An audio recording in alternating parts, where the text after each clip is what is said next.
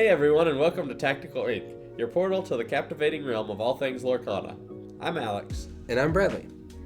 Today we're going to continue to discuss the top cards of Into the Inklands, and we're going to go over the top 10 Sapphire cards of Into the Inklands.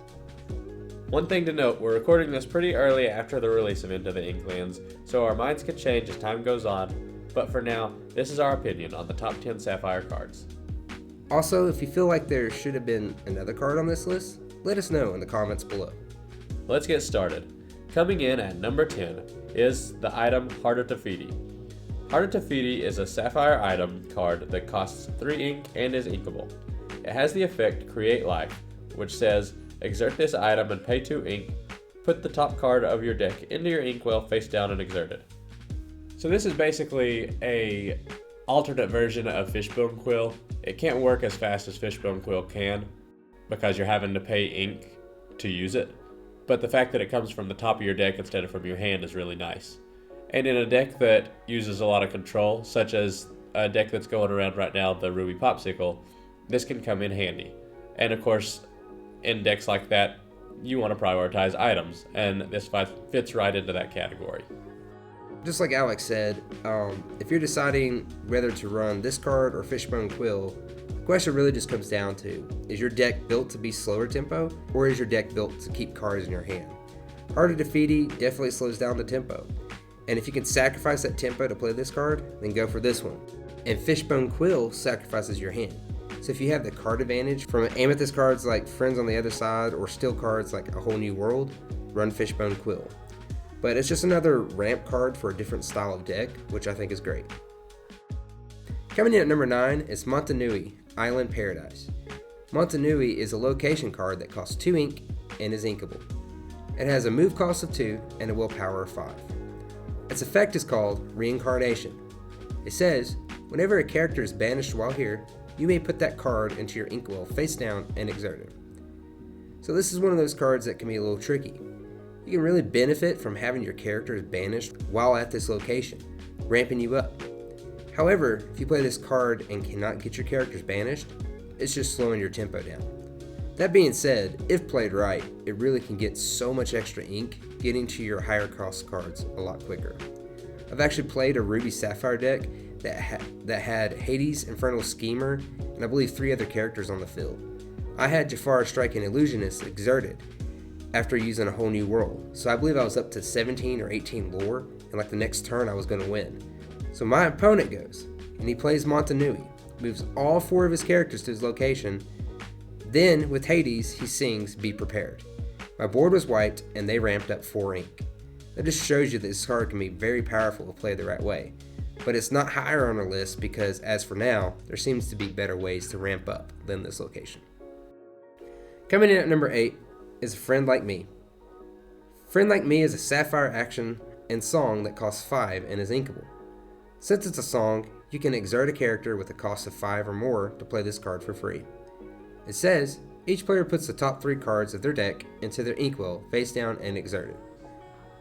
This card seems good to most at first until you get to the part where it says each player, which means your opponent will ramp as well and get to use that ink before you since it comes into play exerted.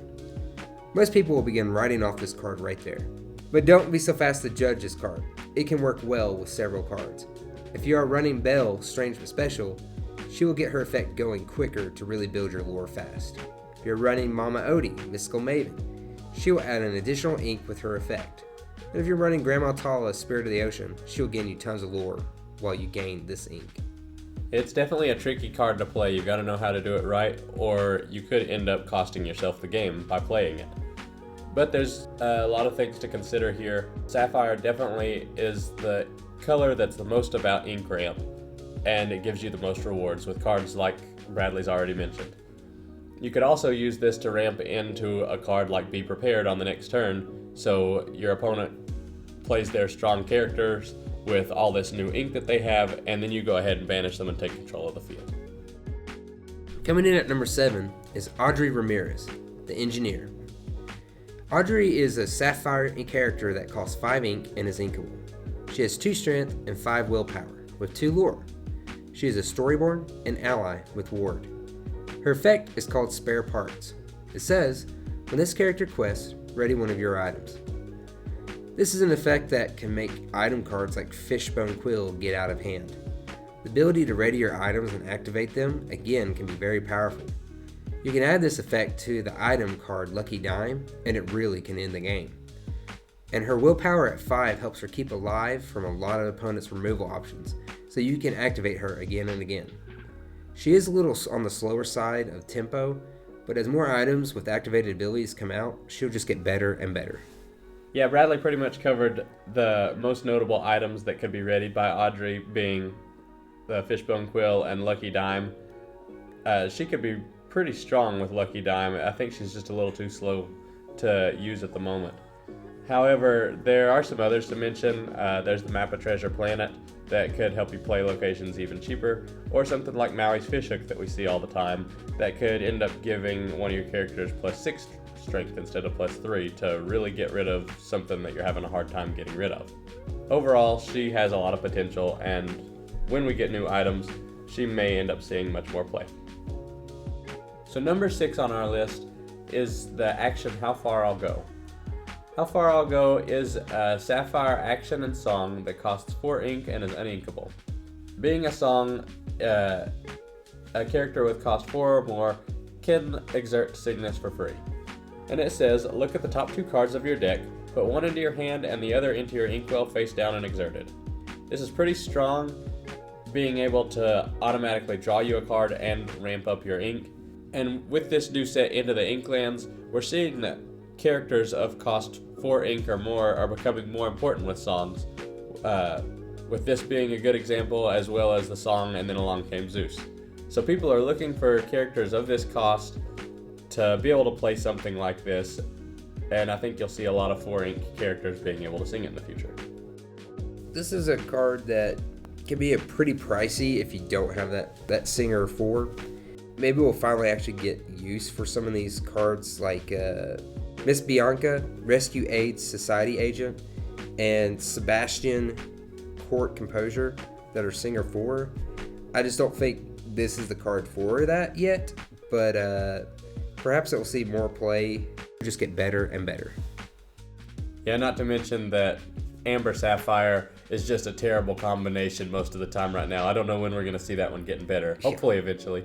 But you've already got some good 4 ink characters to sing it, such as Hiram Flavershem, that's a staple in a whole lot of Sapphire decks, as well as the next character we're going to talk about.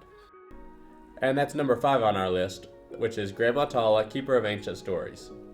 Grandma Tala is a 4 ink character that is inkable. She has 3 strength, 3 willpower, and 1 lore. And she has the ability, There Was Only Ocean. And it says, when you play this character, look at the top 2 cards of your deck. You may put one into your hand, and put the rest on the bottom of your deck in any order. A notice with that as well, if you don't want either of these cards, you could put them both on the bottom of your deck, but that's probably never going to happen. You want the card draw. She basically has the ability of Develop Your Brain built into a character with okay stats. Being a 3/3 at 4 ink, I can handle that, and having the card draw, she can be pretty good for Sapphire, which doesn't have much card draw outside of Hiram playing with items. Yeah, Grandma Tala, she is the better Sisu Divine Water Dragon in my opinion, because her effect automatically activates when she's put into play. Whereas Sisu, you have to wait a turn and quest, and your opponent has time to remove it. So she's a common, but better than a legendary, which seems kind of weird.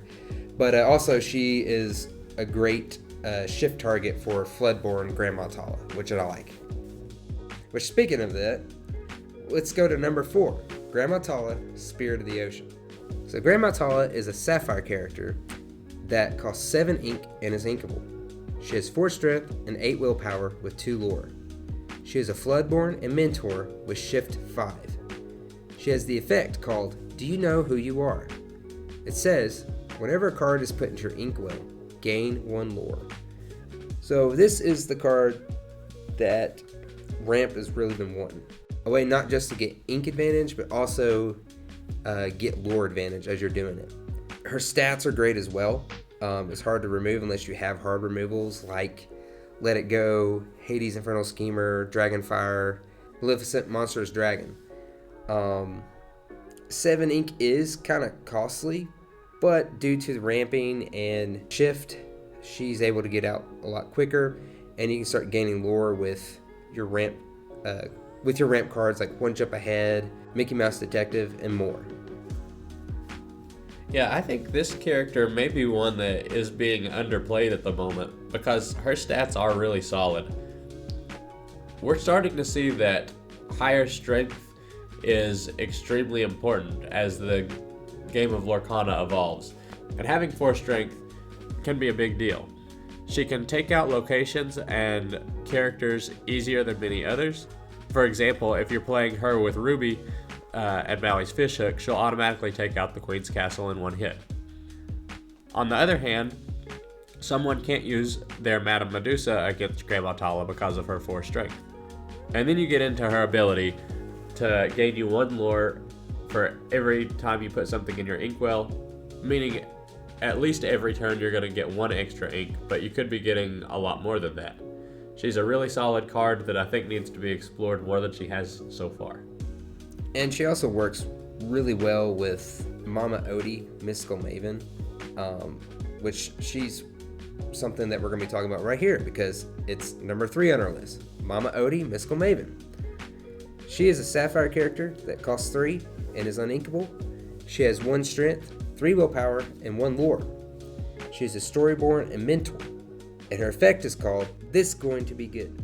Whenever you play a song, you may put the top card of your deck into your inkwell face down and exert it.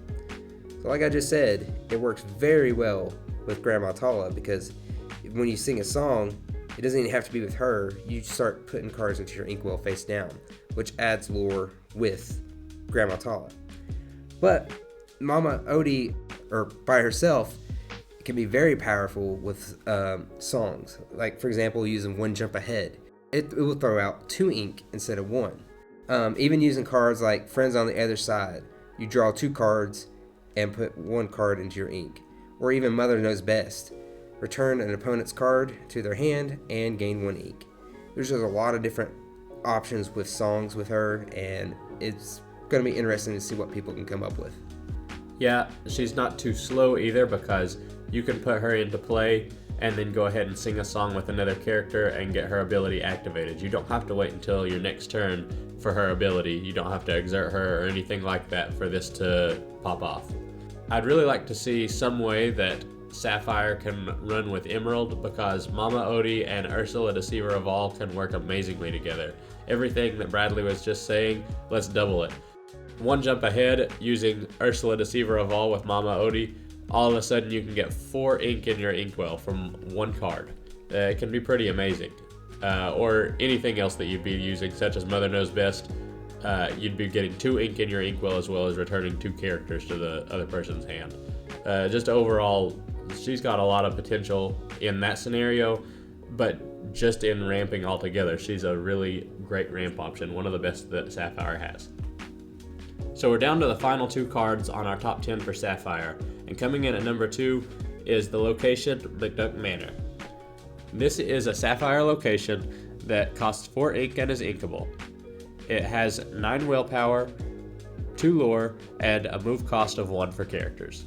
And it does not have any other abilities. However, having that 9 willpower, it is the highest willpower location in the game so far, and that has proven to be very difficult to remove. It takes opponents a lot of work to do so. I've played with this card a lot, and people will try to get rid of it for multiple turns, losing them so much tempo, so much lore gain that they could have been getting, and it'll just win the game for me. In fact, I've won games just off of this card from multiple turns of it not being able to be gotten rid of. It's just super powerful with these basic stats, but basic stats sometimes can really win you a game. And I feel like cards like this is reason why Rise of the Titans is a really good card for Steel. However, if you're not running Steel, these kind of locations are just really hard and annoying to remove. And also, I kind of wonder if maybe there will be a Ruby Sapphire deck in the future with Jim Hawkins' Space Traveler with McDuck Manor to play it for free. Have 9 willpower with 2 lore and getting multiple out at a time, it could be pretty deadly in the future, possibly. I think I have seen a couple of the most recent tournaments actually where somebody has ticked in Jim Hawkins to play with McDuck Manor, and that's it. That's pretty good value right there. So coming in at number 1 on our list for Sapphire is a card that when we first discussed our lists and we made our top 10, this didn't even make the cut. We thought this card was going to be a joke most likely, but here it is. It is Lucky Dime. This is a Sapphire item that costs 7 ink and is uninkable. And it has the effect number 1, which says, exert this item and pay 2 ink, choose a character of yours and gain lore equal to their lore value. The way that this has come into play successfully so far in the current meta is in control decks. So instead of trying to have some crazy combo where you ramp into this super fast or use Scrooge McDuck, richest duck in the world, to play it for free, something crazy like that people were thinking at first. Instead, it's a simple plan. You ramp, you remove your opponent's characters with a lot of ruby cards, and then you have this to play as your in-game win condition. And a lot of the time, you'll play it with somebody like Tamatoa, who could be gaining you 4 or 5 lore in one turn with all the items that are out there. This is just a really great way to close out games that opponents typically aren't going to have a good answer to. And I feel like this card came into the game at a perfect time, right when you're seeing a lot of cards like Benja, Guardian of the Dragon Gem, not played as much anymore. So a lot of people don't really have item removal anymore. You'll still see it every now and then, especially with like Rise of the Titans. But it just makes it hard to remove, and people just have to ignore it, and it just gains you lore and helps you win games. Well, that's all for today. What cards do you think that we missed? Tell us in the comments below. Be sure to follow us on social media to keep up to date on the latest Tactical Ink news. And also be sure to like, subscribe, and turn on notifications so you can tune in every Friday for a new episode of Tactical Ink. See you next week.